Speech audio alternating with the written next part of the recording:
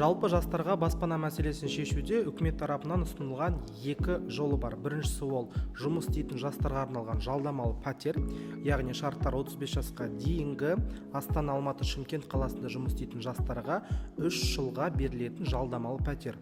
Жалдамалы пәтердің басты артықшылығы ай сайынғы төлемі бір бөлмелі пәтерлерге 5 мың, екі бөлмелі пәтерге 10 мың теңге, үш бөлмелі пәтерге 15 мың теңгені ғана құрайды. Қазіргі таңда жастарға арналған жалдамалы пәтер тек қана 3 қалада жүзеге асып отыр. Ол Астана, Алматы, Шымкент. Жыл сайын жоспар бойынша 1000 пәтер жалға беру жоспары бар. Бұл жақта балдық жүйе, яғни өтінім беру үшін жұмыс істесеңіз жеткілікті, яғни 35 жасқа дейінгі жұмыс істейтін жастарға бұл тамаша мүмкіндік. Ал егер ипотекалық бағдарламаларға тоқталатын болсақ, елімізде жалпы жастарға арналған ипотекалық бағдарлама әр өңірге байланысты жүзеге асып жатыр. Яғни ол Елорда жастары, Алматы жастары, Жетісу жастары, Ертіс жастары, Әулие-Ата жастары.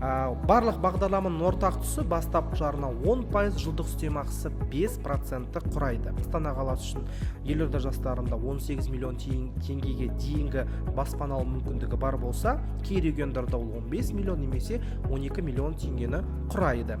Сонымен қатар кез келген ипотекалық бағдарлама арқылы жастар әрине баспаналы болуға мүмкіндігі бар.